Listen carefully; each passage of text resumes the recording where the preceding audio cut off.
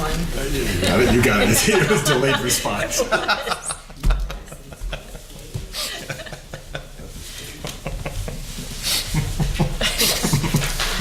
I'm thinking there's also an L. No, that's not where. That's not where I was going. Thank you. There we go. Okay, welcome everyone to the Thursday City Council meeting. All rise. I pledge allegiance to the flag of the United States of America and to the republic for which it stands, one nation, under God, indivisible, with liberty and justice for all. Almighty and everlasting God, who presides over all things in heaven and earth, come and presides over these deliberations so that those that make the decisions may be guided by your wisdom.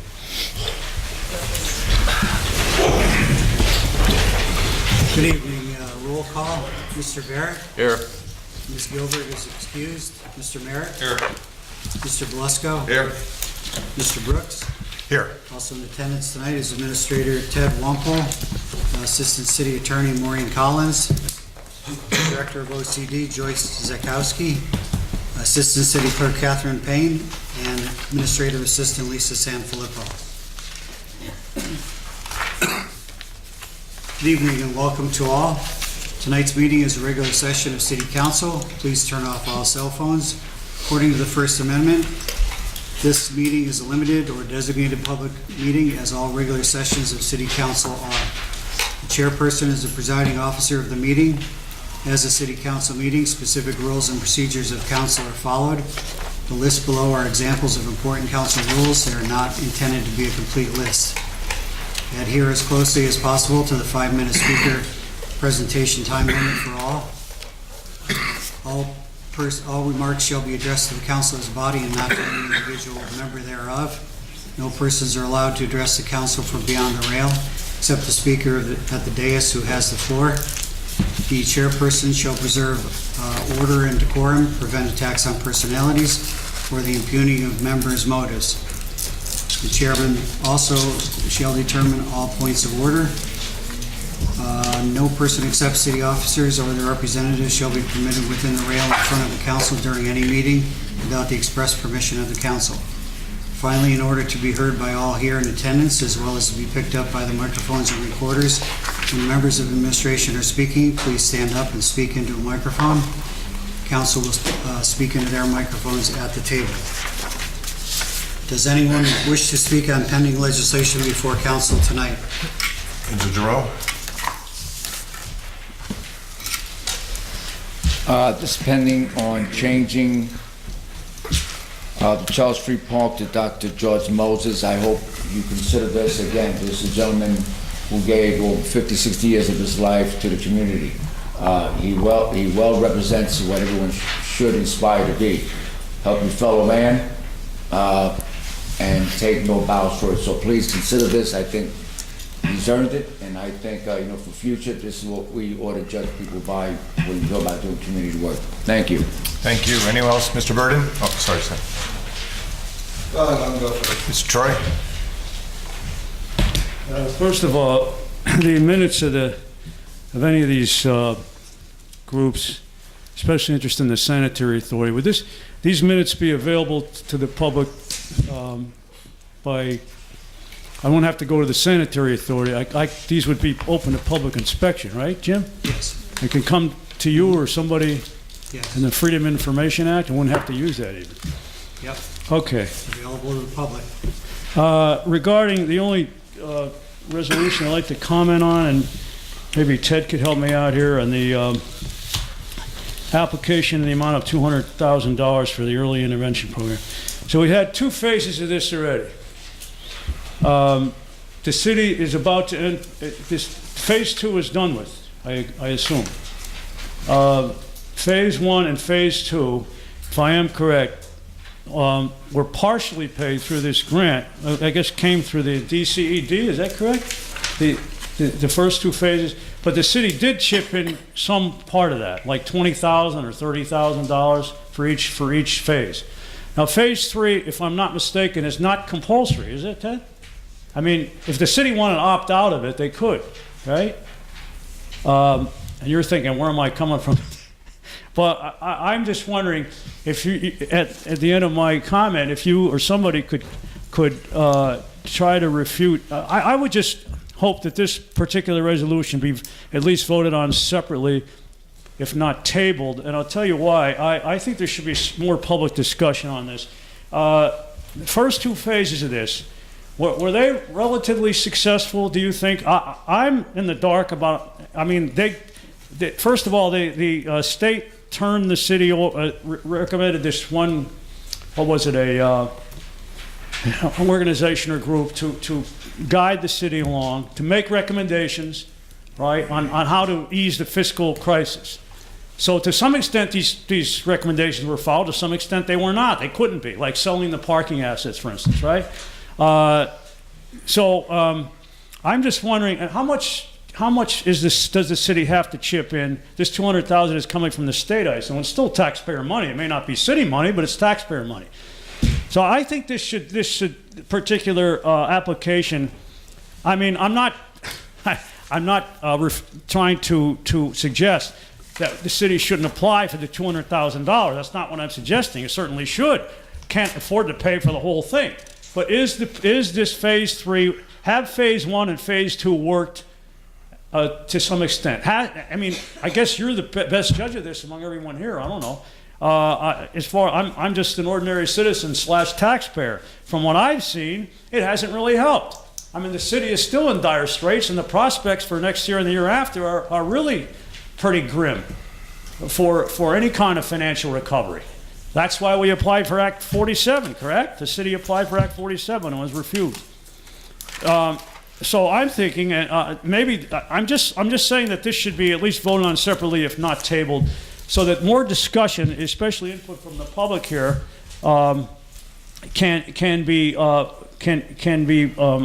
initiated, so that it could come to light whether or not it's worth it. I mean, we should be able to do, the city should be able to do a study, a closer look to vet this thing, to see whether it's really worth embarking on phase 3. I mean, I'm guessing, a wild guess, but maybe $20,000, $30,000 more of city money has to be put forward for this thing, correct? So is that going to be worth it? I mean, I think, just let me offer a slightly better solution, which I've offered before. That ad hoc committee that I discussed last time, or tried to promote, made up of people, ordinary citizens, and maybe a couple staff members, and Ted, and we have a budget director who are very up to date on such matters. I would think that maybe that's an alternative to embarking on this phase 3 and spending another $20,000 or $30,000, which is questionable whether it's going to help the city or not. So if you could comment on that, Ted or whoever, I'd appreciate it. That's really all I have. So we do believe that phase 1 and phase 2 have helped us. That's what I'm saying. I don't think so. Mr. Troy. Okay, I'm sorry. So phase 1 and phase 2, I believe, have helped the city, and I think people made a difference of opinion on that, but I think PFM has been very helpful in bringing out some areas that we could look at and study. Phase 2 brought us 19 different recommendations, and a lot of them have already been implemented. Some of those other things in that phase 2 study that we are trying to implement, which includes buying updated financial software for better reporting, studying the potential sale of Wilkes-Barre Municipal Golf Course, and also talking about bringing in an economic development consultant, are also 3 items in that from phase 2, the 19 action plan points that are what phase 3 is all about. So I definitely believe it's worthwhile. That the city does have to put a 10% match in, which is 20 grand, but the software alone, if we had to buy it without the grant, is going to run us close to $20,000 in and of itself. So, you can look at it that way. If we need the financial software, and we don't do the phase 3 grant, we're going to expend $20,000 on the software. Instead, with phase 3, and again, it's an application, so we haven't been approved yet, and it runs through the process. But should we be approved, then we get the opportunity to look at doing the study of the sale of Wilkes-Barre Municipal Golf Course, as well as retaining an economic development consultant. So, Thank you. Mr. Burden?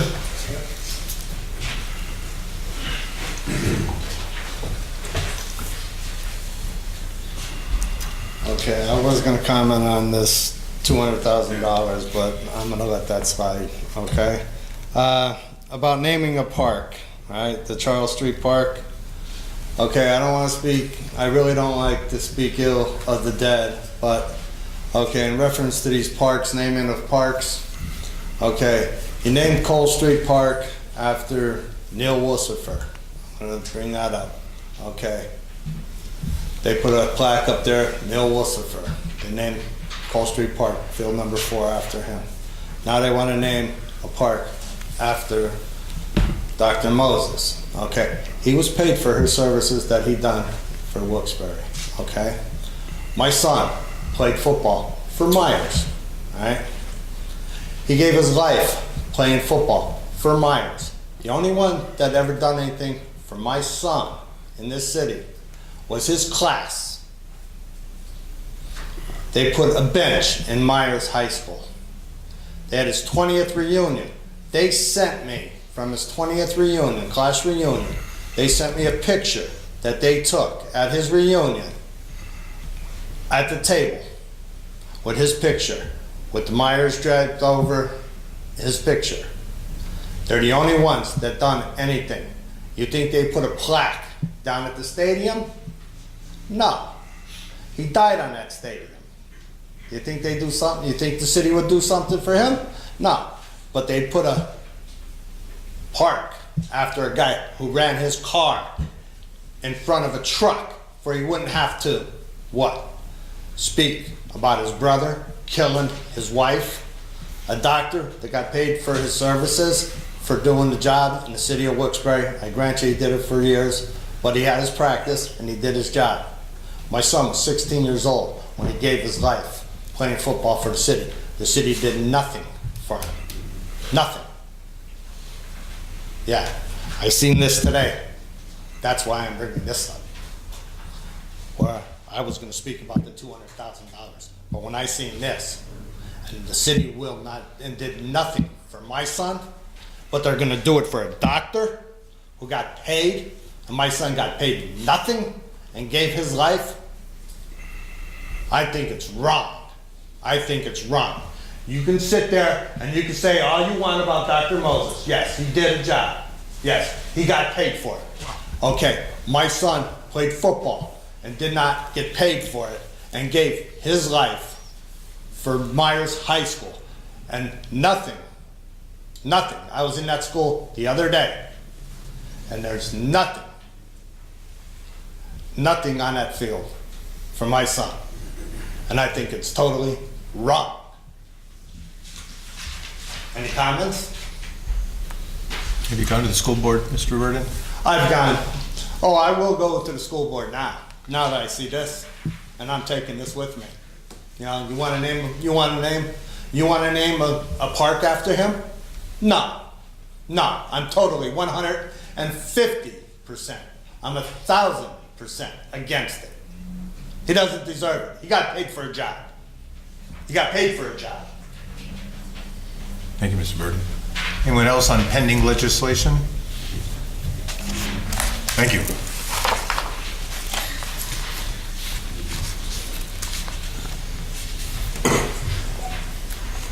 Okay, it's just one formal item on tonight's agenda, and that's a consent agenda for resolutions. A motion, second, and vote is needed. Is there a motion? Motion. Lesko, and Mike, and Bill Barrett.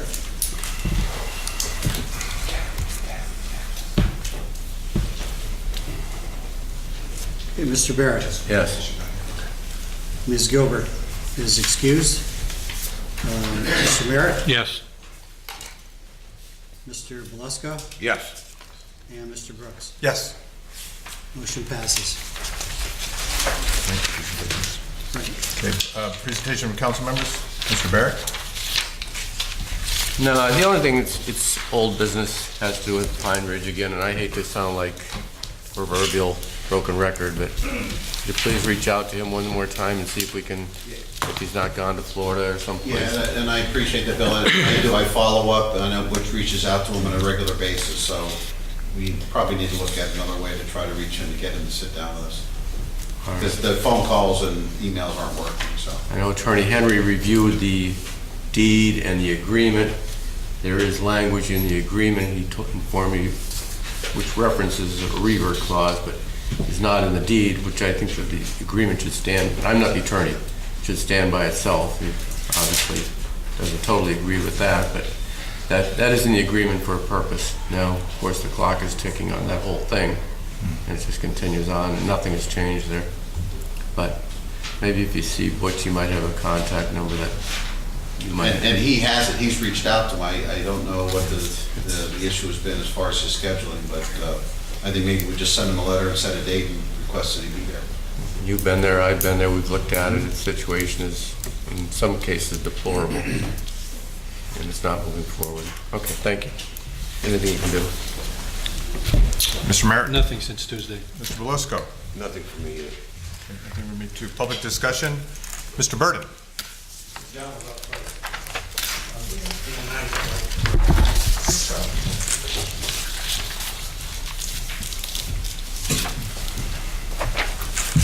Okay, first thing, James Burden, 58 Taft Street, Wilkes-Barre. Okay, my first thing that I have is the parking lot east. Okay, you want to sell that for, you have it for 1.55 million. Okay, that was the offer on the table. Okay, now you had another offer for $2 million. Now, they're saying that you have a $300,000 bill that for fixing it up. Okay, so that will take it down to 1.25 million that the city would get. Now, if you sell, why don't you go back to the people, the parking authority, and tell them, hey, you got a bid for $2 million. Why don't you get the $2 million? Now, is the parking authority, or are they gonna pay taxes on it from day one when they buy it, or are they going to be excused for 10 years or 5 years once they purchase the parking, once they buy it? Are they going to pay taxes on the 1.55 million? Or are they going to be excused on it? Okay? Because I don't think it's going to be right. Now, you got this Sterling over here. Now they paid $600,000 for the property over there. They got 200 cars parked over there. Okay, that's taken away from all the other legal parking spots. Now they're coming to the city, to the parking authority, and saying, "Hey, we want to park 200 cars." People are letting them park there. Now they want 18-month extend. They want to go for a variance for 18 months. So they want to be excused for 18 months before they can park cars. They don't want to build a hotel there to 2020. Come on. Somebody has to put, the BS to the side. Now, they were supposed to build this hotel. They were supposed to start that hotel. Now, they just keep waving it off. What are they going to do in 2020? They're going to say, oh, we're going to do it in 2022. And then, what about the hotel that was supposed to be built over on Northampton and Main Street? What happened to that one? 2 hotels. Everybody's just saying, oh, okay, we're going to do this, we're going to do that. But in the meantime, they own all this property, and nobody's paying taxes on it. So we get the tax burden put on the homeowners. Okay, he says he's not doing taxes. He's not raising the taxes. But he put the sewer, he raised our sewers. That comes on the homeowner. Doesn't come on the renters. All these renters. You got people coming into the city, working in the city. We pay a 3% because we work. People that work in the city pay a 3%. People who live out of the city and work in the city, are they paying the same taxes we pay? Are they paying a 3%? Like Scranton did. Scranton has the people paying a 3% that don't live in the city. They're charging them a 3% tax to work in their city. Check into it. They are. Now, that's what we should do to the people that live in Dallas, Back Mountain, everything. You hire the people that live out of the city, to work in the city, that work for the city. Well, make them pay to work in our city. So, that's one of the other things. Now, one more thing that I have is the Mebane building up on the corner of East Northampton and Grant. It's a concrete building. You people have that thing set to be demolished. Why? Is beneath me. Sell it to me. I will fix it up. You sold off all the fire stations in the city, all the little ones. Every one of them is up and running in the city. They're concrete buildings. The firehouse right down on East Northampton Street is up and running. It's a city garage. The one on Cunningham Ave that you said had mold in it. What did they do to that? Commonwealth is in that one. The one up on Scott Street. Up on Scott Street. That's a food place now. The other one up on Main Street, North Main Street. It's a food distributor place. Come on, all these buildings, they're concrete. They can be fixed. I will fix that. I can have the people behind me to back me. I will fix that building. I will have it up and running. I will have apartments in there. I will have veterans in that building that need a place to stay. I can have that building fixed. Don't rip it down. It's a landmark. It's over, that building's over 150 years old. You fixed that White House on River Street. You're putting that place is getting fixed up. Yeah. That has the sign right up in there. It says, Mebane's Apartments. That place is old. All right, thank you, don't wanna rip Mr. it Burton, down. thank you. As far as Parking Authority, no, they do not pay taxes, but they give us $150,000 a year to our budget. Northampton and Maine is into KOZ, which expires next year, and then they'll be back on the tax roll. H&N, who's the parking lot over here in Sterling, you go to the zoning board if you're opposed to that. Scranton doesn't have a commuter tax, right? Yes, they do. They do? Yeah. They also tripled They're Act their, 47. and they're Act 47. We can't do a commuter tax because we don't have Act an Act 47 gives you 47. special taxing powers. That's what Scranton has, that's what we do not. And they tripled their ES emergency service tax, which is, ours is 52, Scranton's 150 some. And then the building that you would like to buy, is it for sale? Well, if the city is looking at it. Not to be- ours. Yeah, and if it's being demolished, if the city's gonna demolish it, it's because it was deemed to be structurally unsound. Who owns it? Again, we can look. You'd at have to it. approach the owner of the building, Mr. Burden, if you want to buy it. Are you talking about the one with Freedom and Electric in the front, like the one set to be demolished in a week or two? Is that the one you're Raymond talking about? Electric? Like Raymond Electric? Yeah. Yeah, I mean, that building has been tossed around by Councilwoman Gilbert. It's been, exposed several times. It's been up, no one's ever approached us, because I would have been happy to put you in touch with the owner and we would have been able to do something. I mean, that's set to be demolished in, I think, a week. We've already signed a contract for demolition. Now, the owner is outside, I think she lives in Cincinnati, Ohio. She is some type of a nonprofit, don't know much about her. I do have her number. Be happy to share that with you. You can give her a call and get in touch with you tomorrow. Maybe we can do something. I would need Tim's help, but it's not down yet, so call me. Yeah. I mean, my job is, we don't like to knock buildings down. If you can put veterans in there, or you can create economic development, by all means, that's what we want. So if there's something you can do, and you can do it quick, I will hold on. Okay. Thank you, Mr. Burden. John Sikorsky? Oh, I'm sorry. So a couple of things, Mr. Burden, to address the issues you brought up. In the 2019 budget proposal, the sewer fee is not being increased. It's the recycling fee, and that's because of the change in the cost of disposal of recyclables. The second thing is, you talked about the purchase price for Parking Lot East for being 1.55, which is the appraised value on it. The offer of $2 million was rescinded by the parties that were interested in buying it when it was rejected by council. Right. Partly because of the fact that they've not made a counteroffer on that at $2 million because of the report that came back that talked about the maintenance that was needed. They actually did come back with a counteroffer that was substantially below the value of and substantially below this 1.55 million. Was that before the repair was done? The maintenance is ongoing, so. Okay. And I think the 300,000 you're referring to is probably the lien on the property, not the cost for repairs. Okay. And last but not least, and I had spoken to a couple people earlier, but up until about 5 o'clock this evening, we actually have been working on and trying to get an agreement done between the parking authority and H&L Investment regarding the use of that Sterling lot. And we believe that we've reached an agreement between both parties, and that will be resolved without it having to go to an injunction hearing tomorrow. So both parties have agreed to resolve that issue without going to court. Mr. Skoski?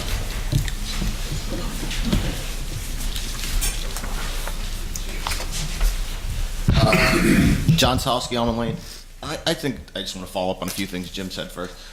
With the parking lot east, the one next door, is that almost like what stage are we that we sell that to the parking authority? I feel that would be the right move, keep it, somewhat in-house. I just want to kind of, I guess, say just something about the Sterling site. I understand the zoning and things, but if they're already we're having problems with them about parking and things, I don't know, maybe it's time to explore the reverter clause. Maybe we made the wrong decision about picking who we want to develop this property, because if we're already having these kind of fights right in the beginning, we might have just made a mistake, and we might want to just kind of start over before we get too deep in. I don't understand why they need to use it as a parking lot. I've asked them about if they had funding when they were here, and they seemed like they had their own funding. So I don't understand why they need to make a profit off the land instead of just building on it. So if we're gonna have to keep fighting with them in zoning and things, I think maybe you guys should explore the reverter clause and maybe look for another group to take over that property, because maybe we just chose the wrong one. I want you guys to look into LSA grant for the church across the street from the Iram Temple.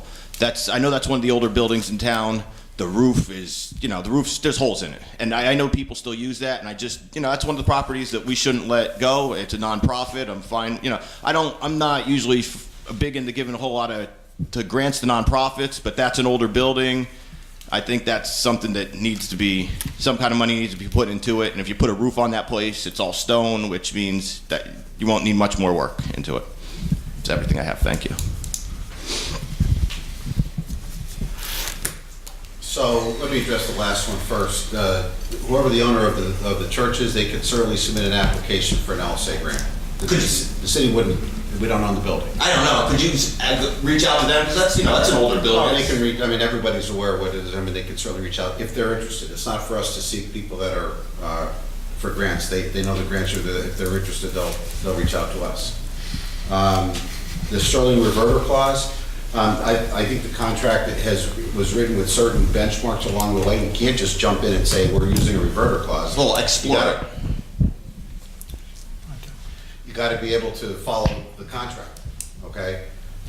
We did actually have a meeting with one of the principals today. The process of what they're going through to begin putting something in that lot is ongoing, and we're happy with the progress that they're making on their end as far as the planning side. Parking lot east, we just signed a letter of intent with the parking authority. It may have even been yesterday. So that's just started. John, I'll reach out with my day job at the Preservation Society to the church and encourage them to apply. Yeah, because that's part of what we do, is encourage people to apply. We encourage Iron Temple to apply. That's well over 100 years old, right? 1888, yeah. Okay, thank you. Thank you. Tammy Toslin? Did I get that right? Toslin. I'm from South Hancock Street in Wilkes-Barre, so I'd like to inquire on the status of the Mr. Hollenbeck dog park. It was closed abruptly. I don't know that people even really don't know that it's closed. I see a lot on Facebook that people still go there, and everything is locked up. They don't know. I have a personal friend who does work for the city, and he did say that it was an insurance issue. I don't know if it was from the incident with the little boy getting bit a few months ago. So what's going on with it? Okay. Do you know? So I can answer that. We've received several phone calls regarding the operation of the park. After that incident was done, we realized that the people that were operating the park on behalf of the city, or for the city, had no insurance. So because of that particular incident, we want to make sure that that's covered. Again, it's on city property. So if whoever's going to run that park doesn't have insurance, then it reverts to the city's responsibility. And with a dog park like that, with the history it's had, we're not interested in doing that. But we did speak to people that were interested, and we told them, they spoke to the city attorney's office, and they were told specifically what they need to do, expressed interest that they were going to do that, and if they can get insurance and name the city as an additional insured, then it's back to game on. But up until that point, yeah, the insurance is really the problem right now. So the city's general liability policy would not cover that dog park? Yeah, they won't do it without looking at it to underwrite it and also to put additional charge on it, because keep in mind, it's not like we're just going to insure a vacant piece of property. Sure. There's a liability that goes with it. Okay. And, I come from the insurance industry. Any dog bite's a substantial liability, and we've got to be real careful. Isn't it listed that the owners are responsible for the animals that are there? I mean, I have the rules here. And Yeah, no, it probably is, but again, you can say that all you want, but if we end up going to court, we need to have insurance to back it up. So I agree, it does say that, Right. but we're not going to open that park unless there's insurance that goes with it. Okay, so what is being asked, insurance-wise? They have to provide an insurance policy for liability coverage that names the city as additional insured. Okay. And I believe the liability limit was about $2 million. And as far as the other details, it's $1 million or $2 million, don't quote me on that exactly without checking with Tim. And then he had any other details that were part of that, but, it's relatively simple. As far as what you have to do, it's hard to find an insurance company that would be willing to take that on, because it's got a loss history now with bite, and that's gonna be an issue. Thank you. Tom Dombrowski?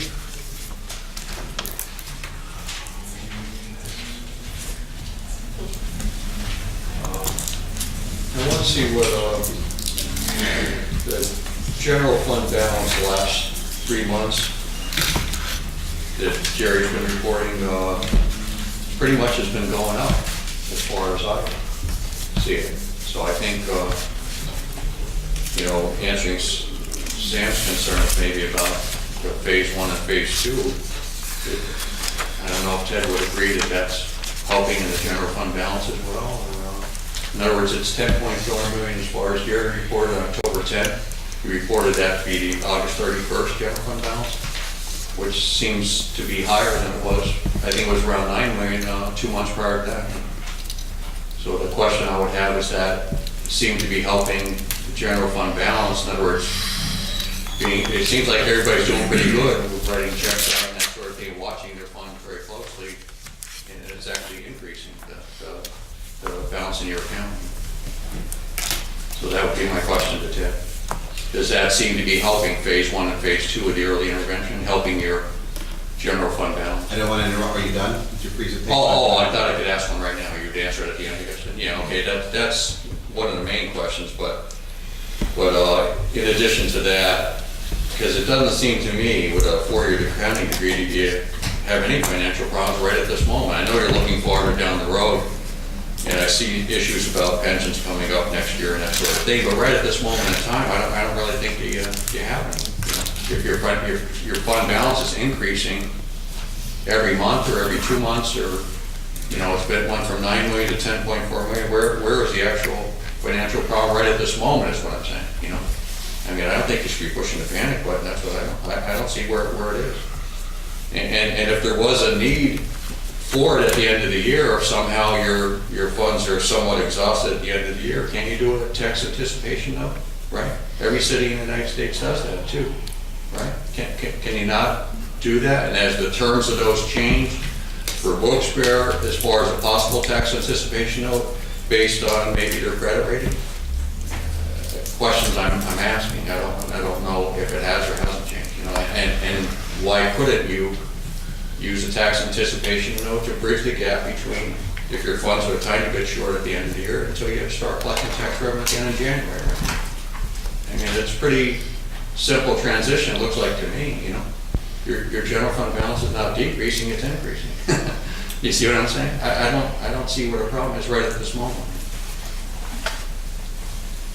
I was going to ask about consolidation too, as far as possibly increasing your chances of being strong financially with Kingston or with Plains Township, especially since the last meeting, Fire Chief Delaney said they've already started in that sense.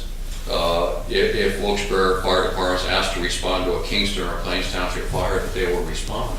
So to me, that looks like a miniature version of a consolidation between either Kingston or Plains Township. It's the first I've ever heard of them doing that, you know, which I think is good too. And to your point, with regard to which is now stopped, of those fire watches, I mean, it's all the more reason right now. I mean, if there's a legitimate reason that Kingston or Plains Township has to call them, that's all the more reason, to your point, why they should not have those fire watches, you know, where there's more legitimate reasons for them to be needed now, you know, than there was prior to that agreement they now have. And I don't know how old the agreement is, but that was the first I heard of from Fire Chief Delaney. I don't think it's that old, but I don't have an exact date on it.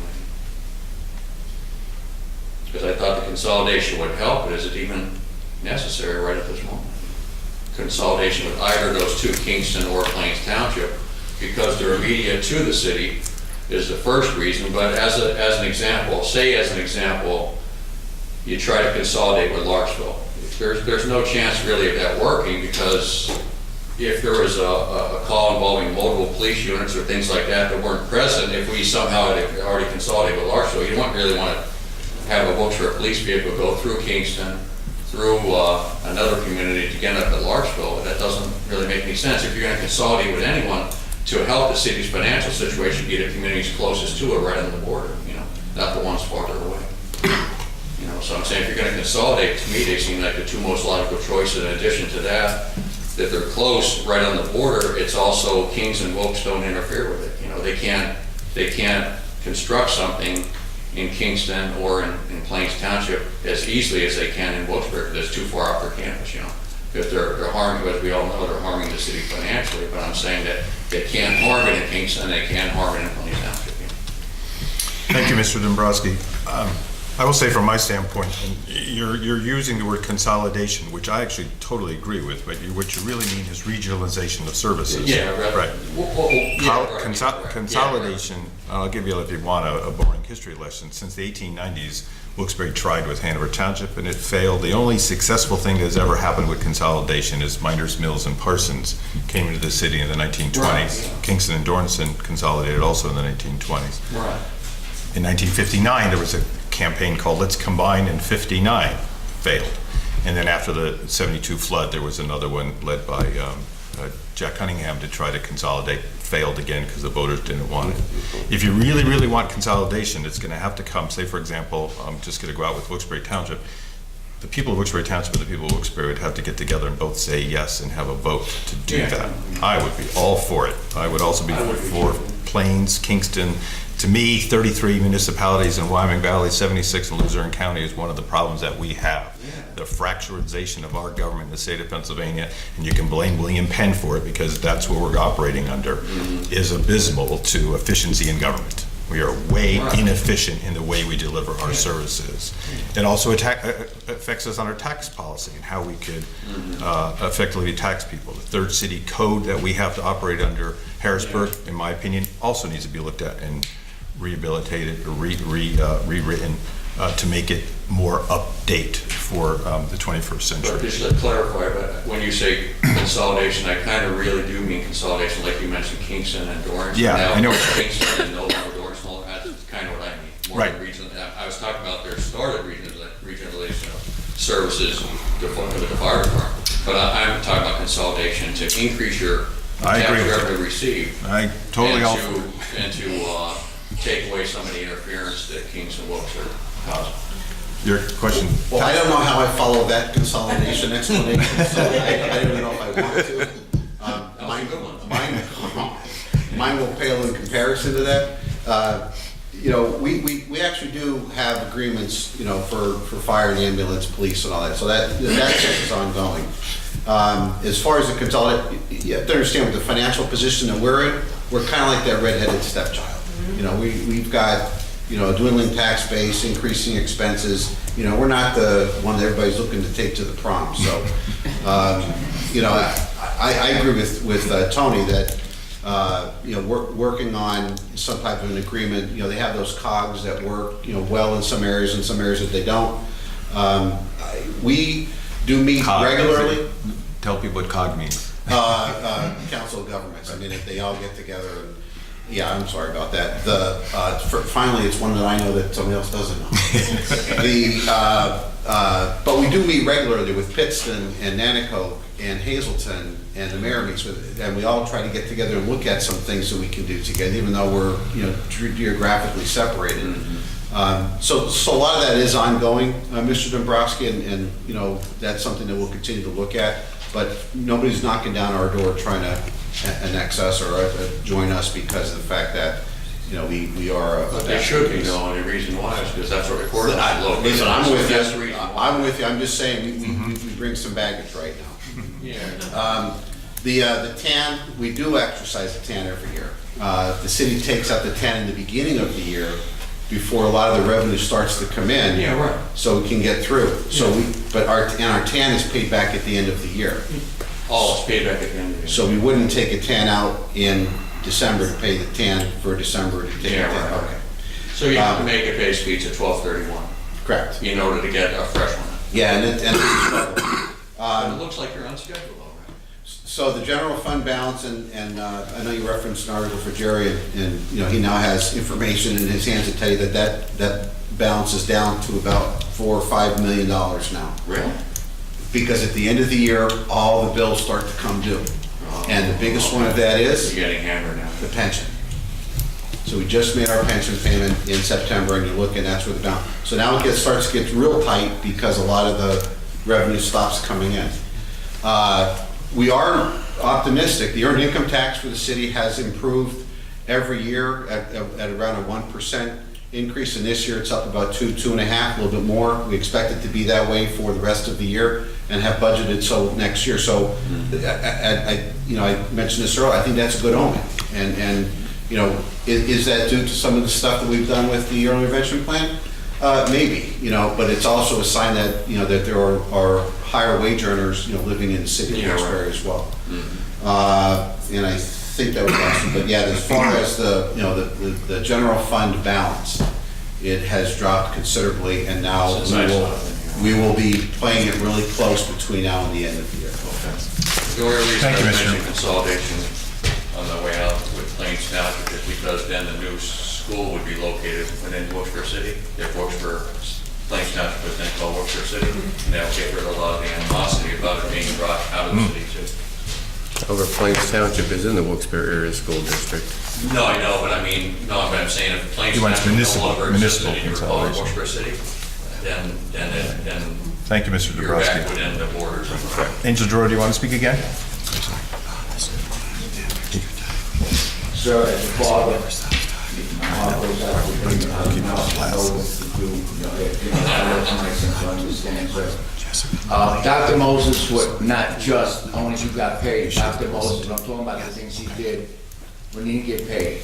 The times he used to make house calls, when no doctors made house calls. When he used to go to restaurants, he'd be eating and people go up to Dr. Moses, I feel ill. He would go to the restroom and examine them and help them.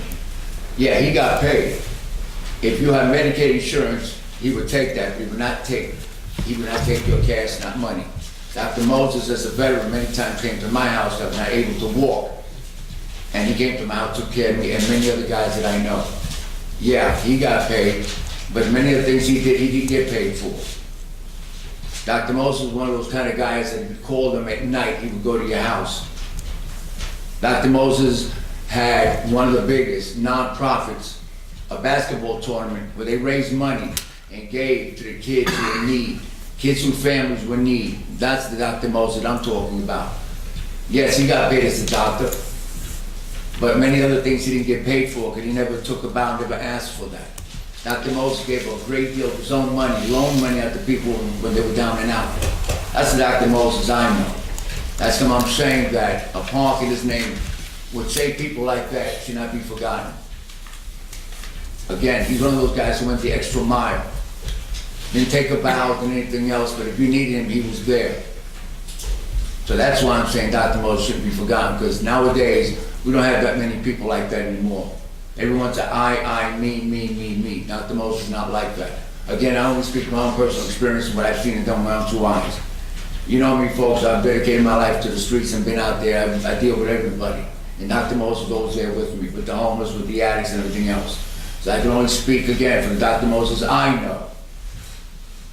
That's why I think we should not forget a man like this, because they come very rare and few in our lifetimes. So again, sir, believe me, my heart goes out to you. But Dr. Moses was more than just a doctor who got paid. He went beyond that. You couldn't pay him enough for the things he did. So again, I hope you consider his name for this park. He's earned it beyond that. He's an example of most people should be, and what many doctors lack of, that compassion, that bedside manner. Thank you. Thank you, Mr. Giroux. Jess McKay, Clay, just want to acknowledge you. Thank you for your service. You got reappointed to the Traffic Committee. Thank you for continuing to serve the city of Wilkes-Barre. Mr. Troy? I just wanted to, first of all, express my appreciation to the 4 council people present for, I neglected to do this last time, for their votes in favor of putting me on that parking committee. I mean, I don't know. I just feel, I don't know, I'm not sure of what this thing is going to involve and to what extent it's going to involve in terms of time and effort, but certainly be hypocritical of me not to accept that, so I appreciate that. But I just wanted to mention a couple things regarding the budget. With the budget hearing that City Council is going to have to schedule, and the pension item regarding Mr. Hayward that I brought up last time. I was hoping Mr. Henry was here because, if I'm not mistaken, he made the promise that he would look into the situation in terms of seeing whether an ordinance could be adopted to prevent that sort of thing from happening again. Now, I know a counter argument to that is that, and Ted mentioned this to me, that, you know, I'm talking about, for those who are not in the know, Mr. Hayward, who was appointed to the health department, worked only, what was it, a month or something, in order to collect his fully vested pension. Just came back for that sole reason. I think it would behoove us to make certain that that sort of thing doesn't happen again, whatever it takes, regardless of what the counter arguments might be. That's just my opinion. So I don't assume that Ms. Collins has any answers, since Mr. Henry didn't. But I would hope that council would instruct Ms. Collins or Mr. Henry at some point to see what see whether an ordinance on that is possible to prevent that sort of thing from happening again, so that somebody can't take advantage of the situation like that. I mean, the pension fund as it is right now is a pretty sad state of affairs. I know that it's not all the city's fault, although I know some of it's the formula is put forward by the state. But I realize, you know, for instance, that certain things can be done. Maybe cutting the size of the bureaucracy might help, but I guess that's out of the question. So starting right now, in the few minutes that I have remaining, I just wanted to make a couple suggestions regarding the upcoming budget process. Now, last year, it was pretty much of a farce, the formal budget hearing. I remember reading this in the Times Leader, I think, had an editorial to this effect, that there was only one budget hearing, and I know it was formally announced and all that in the paper, but only one person attended it. I don't think that one person was me. I don't know what happened. I couldn't make it. So I'm hoping that this year that sort of a thing could be avoided by perhaps council having at least two formal hearings for people to have the opportunity to present their input to perhaps ward off, I know there's no property tax increase in the next year's budget. But there is a slight increase in the recycling fee, which I'd like to maybe take a couple seconds to comment on. And whoever's going to be the next mayor, whether it's Mr. George or somebody else, is going to, from what the facts bear this out, that it's going to be difficult not to incorporate a sizable property tax increase the following year unless things are drastically changed. I mean, expenditures cut, and revenue, finding new forms of revenue or new sources of revenue, increase existing ones. It's pretty self-evident dilemma a formula to get out of this dilemma. So I would like to propose, first of all, that council consider, maybe obviously not tonight, but at some point in the near future, maybe the next meeting, to have 2 formal hearings, to have people who cannot make the one meeting, but who do have some sensible ideas to offer, and I would hope that council would listen to those sensible ideas as far as easing the budget crisis, as far as perhaps not solving it, but not resolving it, but at least easing it, at least mitigating it. And along those lines as well, I just would like to comment on this increase in the recycling fee. $10 doesn't seem like much for the average person, the people who are struggling on fixed incomes and so forth that own homes. It is. Maybe it seems that tipping fees have a role here. I don't know if Ted or somebody can comment on this. You would wonder that why would tipping, this is supposed to be a recycling stream, right? I read somewhere, I'll just be a couple of more seconds, and I'm over time, but I would just wonder why tipping fees would go up and therefore require this increase in recycling fee. You would think when you put out that recycling can that all of your stuff is getting recycled and you're doing such a favor to the environment, such a favor to the city. Evidently that's not the case, because evidently some of that stuff is getting tossed in a landfill. Hey, I would think. Thank you. Okay, thank you, Mr. Troy. I will take in consideration your suggestion for a budget, multiple budget What's that? hearings. Can you I said I speak will up? take into your suggestion on the multiple budget hearings and discuss it with my council members and the city clerk. Bob Kalabowski? Oh, I'm sorry, Bob. I put the wrong. Angel Mathis.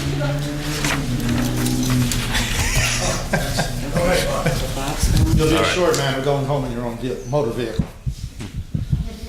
I think she walks. Well, tell somebody else. Welcome, Bob. Bob Kalabowski. A few questions.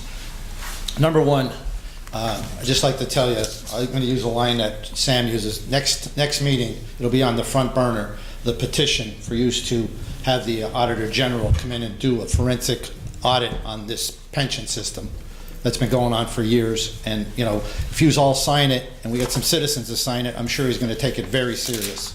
Because as you've seen, it was in the paper, the pensions that the people that were formerly council people, they're going to wipe out the pension system. And it's not fair. I've brought it up multiple times, and it's not fair to anybody, especially the taxpayers, and we have to change it. And number two, I'd like to know, Ted, why aren't you citing those people for running an illegal parking lot over at the Hotel Sterling site? That's a tax-free property from what I understand. Now, they come in here like they were going to have that thing built in 10 minutes.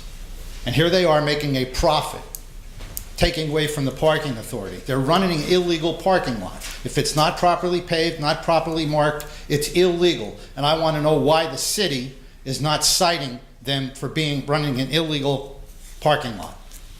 And also, I seen Ted yesterday.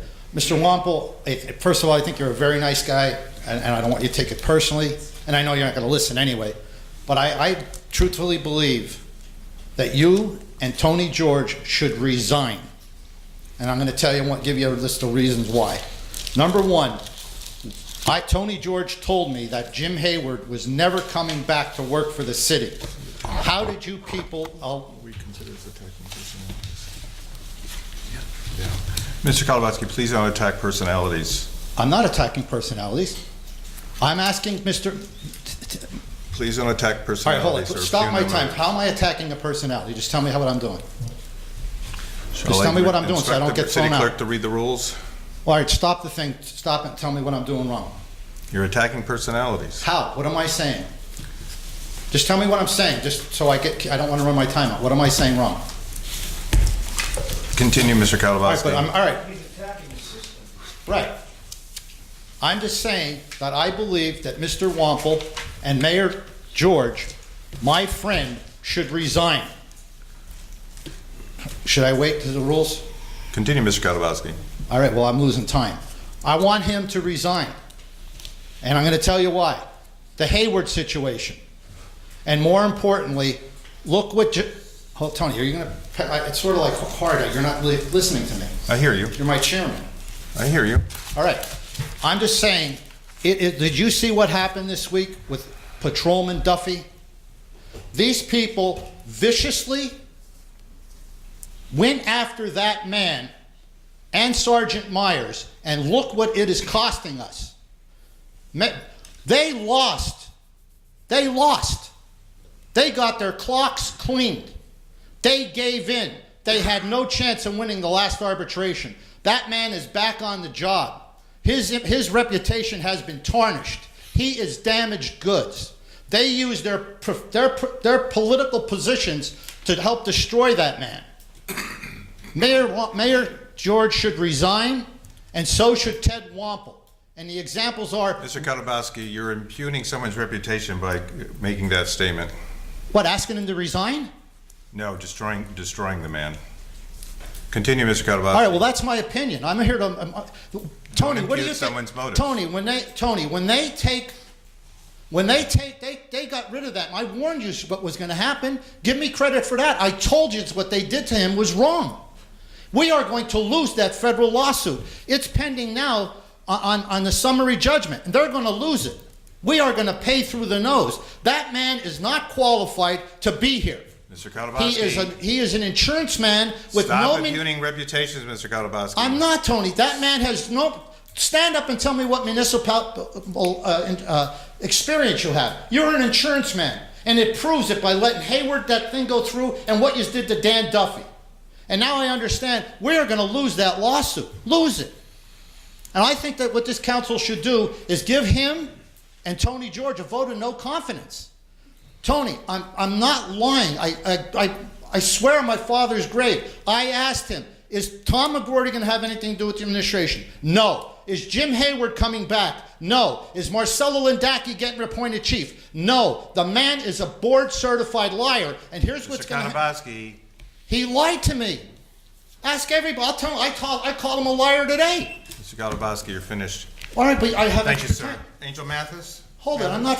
Tony, I'm not finished. Your 5 minutes are up, Mr. Kalabowski. I know, but you interrupted me. You gave Mr. Dombrowski extra time. You gave Mr. Troy extra time. Why can't I finish? Well, at least do this. Vote. How about considering a vote of no confidence? And also... Mr. Kalabowski, please. But you gave these people extra time. Mr. I'll finish on this. Mayor McGroarty stood on the back of a fire truck and warned the fire department they would... Mr. Kalabowski, but you gave these one other more guys time. extra time. Go ahead, throw me out. Throw me out. I just want you to... Throw me, because you're going to go out next year. I'm trying to be nice. I'm making sense. Ted's not qualified. He's not qualified. Stop it. I know, Mayor. Order. Everybody got extra time. No, Tony, you're going to be taught a lesson. A real legal lesson. Because it's not fair. Everybody else gets extra time, and I don't. The man's not qualified to be here. Good evening. Good evening. Angel Baptist, Wilkes-Barre. I had, these may be small issues for some, but I live downtown, and they're big issues to me because I walk. As you said, I walk a lot. One, there are businesses that literally put their sign for their specials or advertisements in the middle of the sidewalk, literally in the middle of the sidewalk. And the problem that I have is some days I have glasses on, some days I don't, and some days I'm in a rush. I'm afraid I'm gonna fall on it, and if I fall, it's gonna be a big issue. Secondly, motorized vehicles on the sidewalk. And what I'm starting to see is a lot of people are either putting motors on bicycles, riding those mini motorcycles, and riding motorized scooters. like they're like the Razor scooters, except bigger with motors in them on the sidewalks. And a lot of times it's after the businesses close it, after the main business hours downtown. And they're going faster than the cars in the street. And the third thing is adult cyclists on the sidewalks, where, you know, it's not an issue of the kids riding on the sidewalks, because when they ride on the sidewalks in the downtown area, they see people coming, they will go in the street. But with the adults, they're very brazen. A lot of them are riding faster than some of the cars through downtown. The second thing is, not only are they riding faster, they expect everyone to move for them.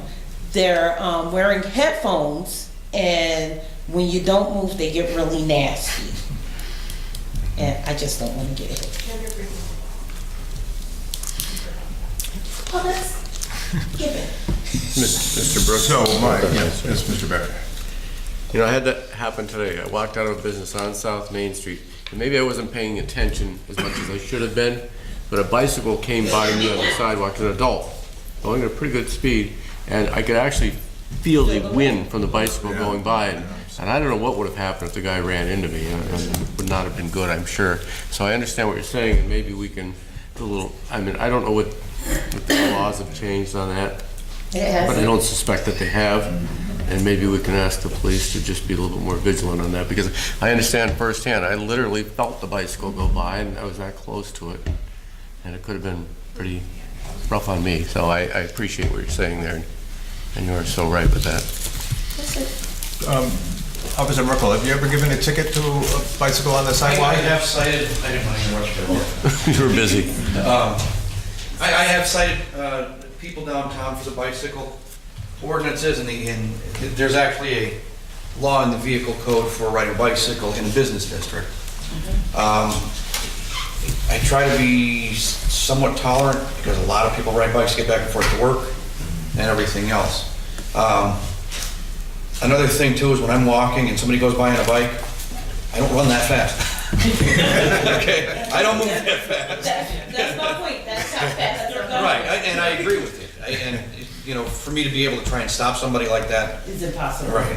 And people frown on it if you shoot somebody on a bike. That does stop them. And the advertising signs you bring up, like, you know, those ones that, like, it's a big flag that waves, they're illegal. We've had them taken down, so. And It's the ones some, that fold over. the fold over ones, yeah. Perhaps we could have them move them back to the entrance of the door. You're talking about like right in the middle of the sidewalk, or Right. going by the curb, right? Yeah, they're not supposed to be there either, so I don't know how, is that come under your That would code come under enforcement, the yeah. zoning.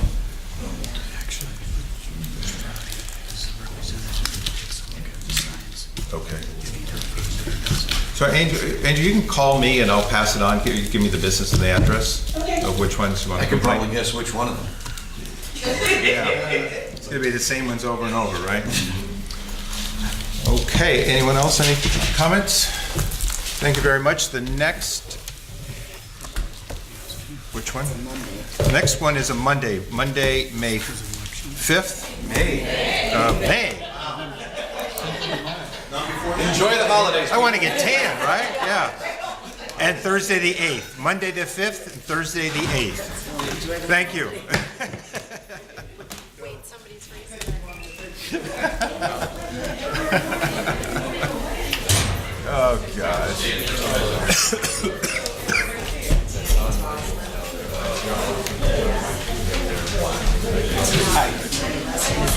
Oh, yeah. There's people that go around.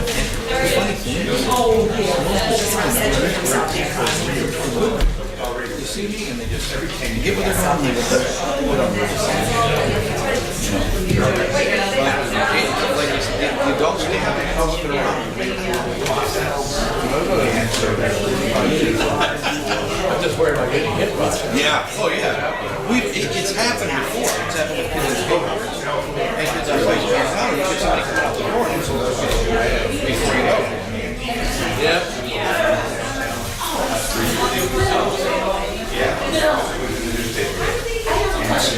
Yeah.